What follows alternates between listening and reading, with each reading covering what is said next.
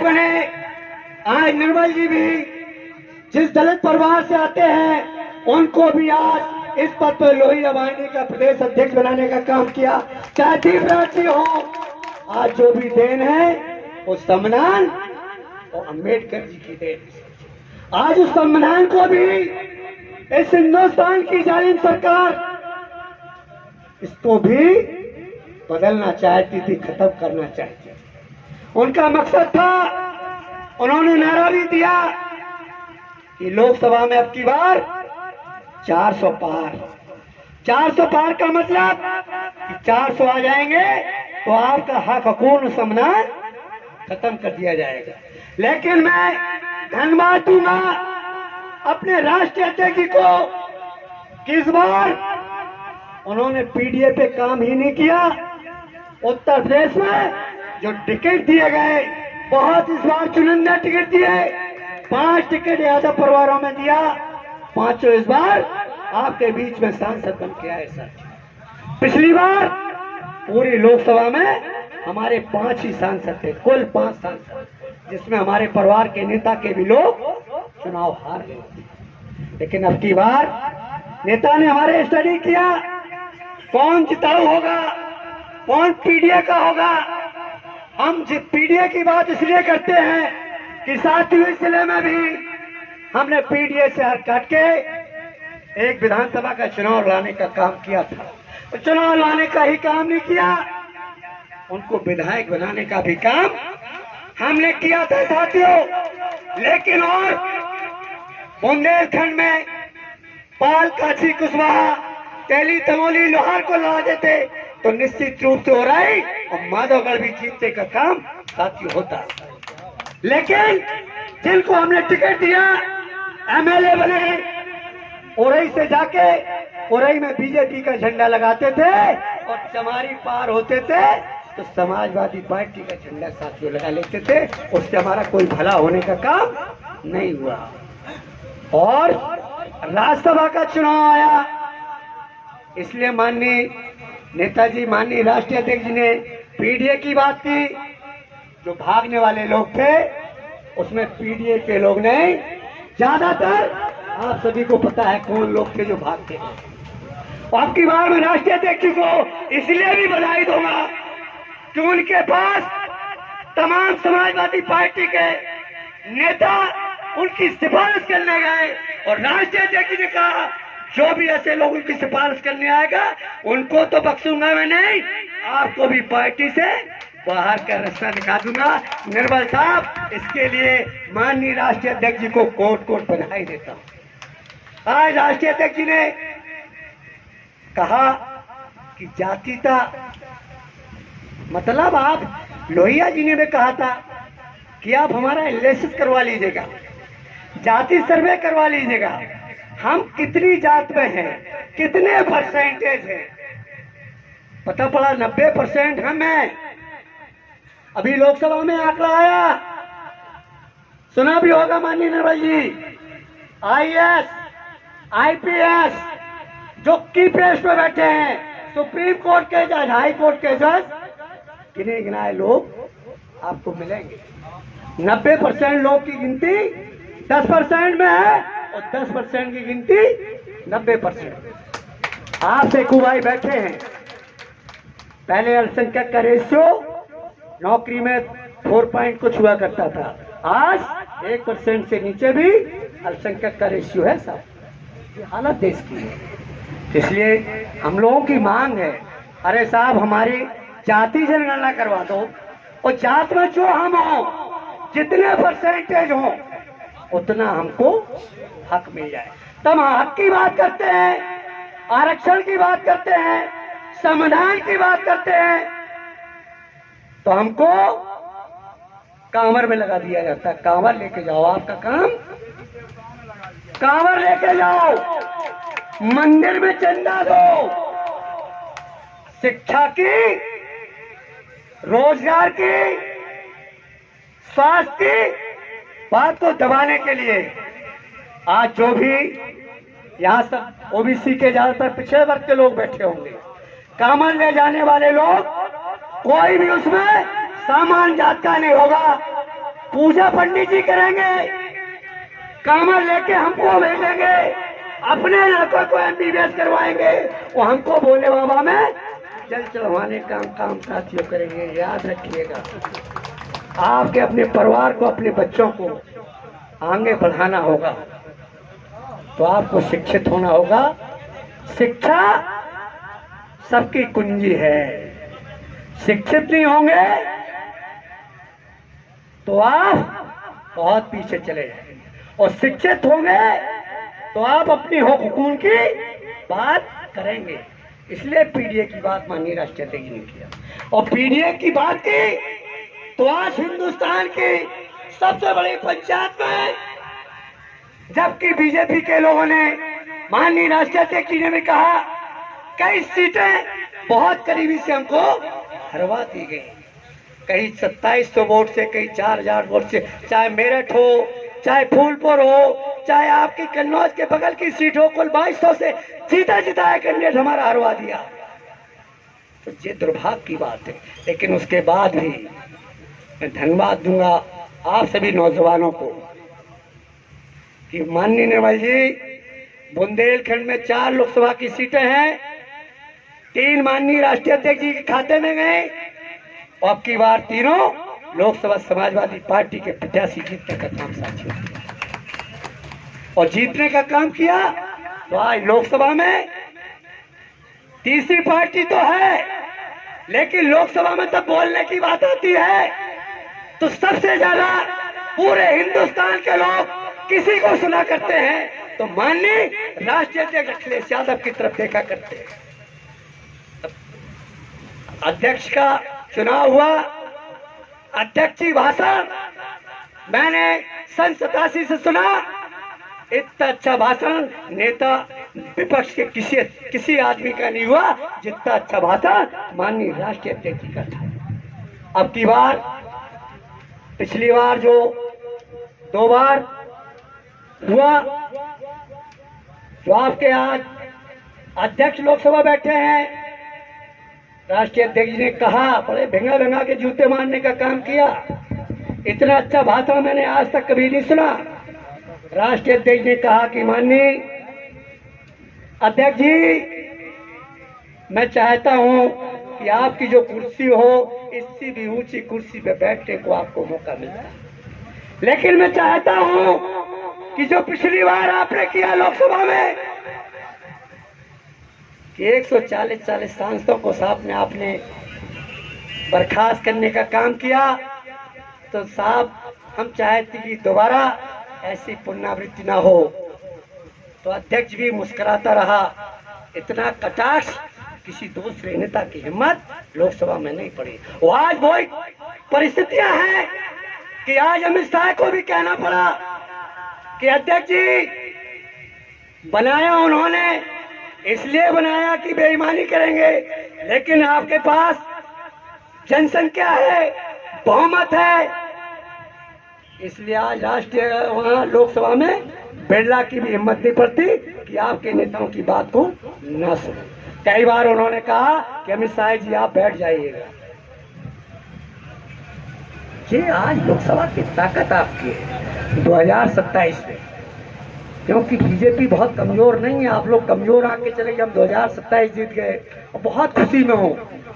आज 2027 के परिणाम को देखते हुए 2024 का परिणाम देखा, उनका कार्यक्रम, अध्यक्ष जी, कोई दिन नहीं रहता जहां आरएसएस और बीजेपी के लोगों के कार्यक्रम न लगे, लेकिन उनके कार्यकर्ताओं की ताकत, उनका 10 कार्यकर्ता और समाजवादी पार्टी का 1 कार्यकर्ता बराबर हैसियत रखता, ये मुझे पता है।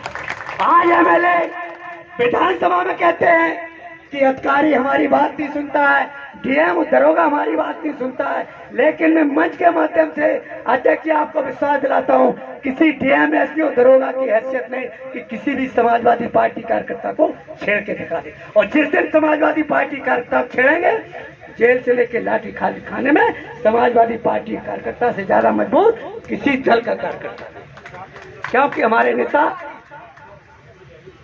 हमने जिनके बीच में सन 87 से काम किया, लोक दल के टाइम से काम करने का मौका मिला, हमारे नेता स्वर्गीय मुलायम सिंह यादव हुआ करते थे। नौजवानों की बात को अगली पंक्ति में सुना करते थे। और टिकट भी 2012 में हमसे बोले कैसे, हमने कहा साहब टिकट दो दो, नहीं तो हम घरे जा रहे हैं। और ये पकड़ो कागज पत्र अपना साहब। किसी की हैसियत नहीं बीजेपी के एमएलए की कि अपने मुख्यमंत्री से बात नहीं कर पाए। वो हमारे नेता थे।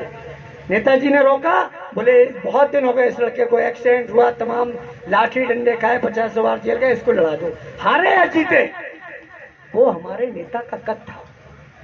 बगल में राजनारायण भदौलिया आपके बीच में नहीं है।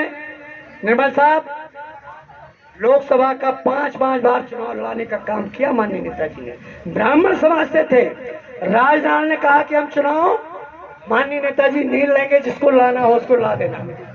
नेताजी ने कहा जब तक तुम हारते रहोगे तब तक हम तुमको चुनाव लाते रहेंगे। मोदा में भरी मीटिंग में कहा कि राजनारायण भदौलिया जब तक इसको आप लोग हराते रहेंगे मैं इनको चुनाव लड़ाते रहूंगा। उसी बार लोगों ने राजनारायण भदौलिया को लोकसभा में भेजने का काम किया। निर्मल साहब वो हमारे नेता का दिल, उससे भी ज्यादा जो नेता ने किया उनकी बराबरी तो नहीं कोई कर सकता है, लेकिन उनसे आज जो हमारे राष्ट्रीय अध्यक्ष जी हैं कहीं आज जो भी नेताजी से मिलने जाता है, राष्ट्रीय अध्यक्ष जी के जो भी 2 मिनट मिल लेता है, बाहर निकलता है वो कहता है कि अखिलेश जी से करीबी हमसे ज्यादा कोई नहीं। ये क्वालिटी क्या गिफ्टेड होती है, ऊपर से भगवान की देन होती है। लाखों कार्यकर्ता मिलता है, लाखों कार्यकर्ता तब मिलकर निकलता है, वो कहता है सबसे करीबी अखिलेश यादव हमारे। इसलिए आज 5 से 37 सांसद, सबसे ज्यादा सांसद आप सभी नौजवानों को पता नहीं होगा, माननीय नेताजी के टाइम 36 सबसे ज्यादा सांसद हुए एक बार, लेकिन 36 से बढ़ के आज हमारे साथ 37 सांसद। और आने वाले टाइम में अभी उपचुनाव भी होने वाले हैं, 10 उपचुनाव हैं। आज मैं रोज पढ़ता हूँ, रोज व्हाट्सएप पे देखता हूँ, 10 में कम से कम 8 सीटें समाजवादी पार्टी इन नौजवानों की ताकत से जीती है। और इसी से उपचुनाव से 2027 के फाइनल हो जाए। और 2027 में सरकार बनाने से कोई नहीं रोक सकता है। निर्मल जी मुख्यमंत्री की बात कर रहे हैं, हम तो कह रहे हैं मुख्यमंत्री किसी को बना दें, उनको तो हम दिल्ली की कुर्सी पे देखना चाहते हैं, 2-2, क्योंकि अब प्रदेश की कुर्सी पे एक बार बैठ चुके। चलाना तो राष्ट्रीय अध्यक्ष जी को है, कोई भी बैठेगा कुर्सी पे, सबका मालिक एक, चलाएंगे तो राष्ट्रीय अध्यक्ष जी। अब तो हम लोगों की तमन्ना है कि एक बार हिंदुस्तान की कुर्सी पे माननीय राष्ट्रीय अध्यक्ष जी बैठे। इन्हीं शब्दों के साथ, क्योंकि अध्यक्ष की भाषा मुझे इतना ज्यादा बोलना नहीं चाहिए, मैं बोला इसके लिए क्षमा भी चाहूंगा, क्योंकि बहुत छोटा टाइम अध्यक्ष की भाषण बहुत कम हुआ करता है, लेकिन हमारे भाई हैं, हमारे बीच के हैं, इसलिए मैं बोल गया। इसके लिए मैं क्षमा भी चाहूंगा कि मेरे लिए तमाम लोग ऐसी गर्मी में घंटों से इंतजार कर रहे हैं, लेकिन मैं नौजवानों को विश्वास दिलाता हूं कि मेरी जन्मभूमि जनपद जालौन है, लेकिन आप लोगों की ताकत से आप लोगों ने मुझे चरखारी जनपद में भेजा और 2-2 बार विधायक बनाने का काम आप नौजवान साथियों ने किया। जहां नौजवान चारों फेडरलों के अध्यक्षों को मैं बधाई भी दूंगा कि जब भी हम जैसे नौजवान साथी के समाजवादी पार्टी कार्यकर्ता की हैसियत से जहां जरूरत पड़े, जहां याद करोगे, आपका भाई आपके लिए हर तरीके से तैयार रहेगा।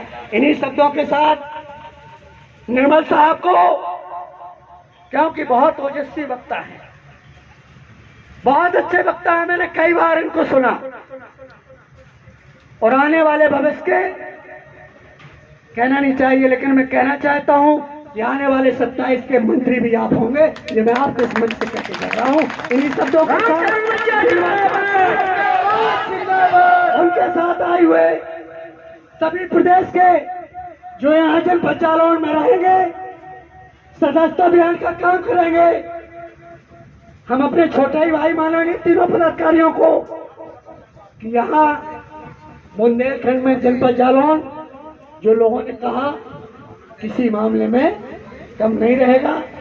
सदस्यता अभियान के लिए मैं चाहूंगा अपने नौजवान साथियों से कि सदस्यता अभियान का मतलब सदस्यता अभियान जय ना हो कि किसी ने सदस्यता अभियान की कॉपी का पैसा दे दिया वो आपने उसको सदस्य बना दिया तो आपका उस सदस्यता अभियान का कोई मतलब नहीं होगा। उसका 10 रुपए या 20 रुपए का जो क्रियाशील सदस्य बनेगा 20 रुपए आपको देगा तो निश्चित रूप से वो समाजवादी पार्टी की जिम्मेवार बोल सकता है। क्योंकि पिछली बार मैंने देखा तमाम विधायकों कैंडिडेट थे उनने 400 कॉपी ले ली 500 कॉपी ले ली। तमाम पूंजीपत लोग थे क्योंकि तमाम हमारे सम्मानित प्रदेश के लोहिया वाहिनी के उपाध्यक्ष छात्र सभा के उपाध्यक्ष बैठे हैं और उन्होंने 400 कॉपी ली और फर्जी नाम भर दिए और पैसा जाके प्रदेश कार्यालय में जमा कर दिया। उसका कोई मकसद नहीं हुआ करता है। एक कॉपी भरी जाए लेकिन वो प्रैक्टिकल पूरा, क्योंकि अब तो उसमें दिया है आधार कार्ड फोन नंबर तो कभी भी बैठ के कहीं से भी चेक लो कर सकते हैं। इन्हीं शब्दों के साथ सभी सम्मानित नेताओं को और जिनके दम पर लोकसभा जीतने का काम हुआ उन सभी बूथ और सेक्टर के प्रभारियों को सभी पदाधिकारियों को, क्योंकि अभी 2027 ज्यादा महत्व है आपके 2024 तो महत्वपूर्ण था लेकिन जो आपको मिलेगा वो 2027 से मिलेगा। कन्यादान, बेरोजगारी भत्ता, लैपटॉप और इस जिले में माननीय अध्यक्ष जी सबसे बड़ा काम, जबकि हमारे एक भी एमएलए नहीं थे और एक भी एमएलए नहीं बने उसके बाद भी राष्ट्रीय अध्यक्ष जी माननीय स्वर्गीय मुलायम सिंह यादव जी से रात में बात हुई। उन्होंने कहा जनपद जालौन को क्या दे दिया जाए। प्रभारी जी मिनी साहब हुआ करते थे और इस जनपद को मेडिकल कॉलेज देने का काम भी माननीय मुलायम सिंह यादव ने किया और जितने भी जनपद में पुल बने होंगे किसी दूसरी सरकार के नहीं होंगे, सभी पुल माननीय मुलायम सिंह यादव जी ने देने का काम किया। इन्हीं शब्दों के साथ जय हिंद, जय समाजवादी पार्टी, अखिलेश यादव जिंदाबाद, माननीय मुलायम सिंह जी अमर रहे।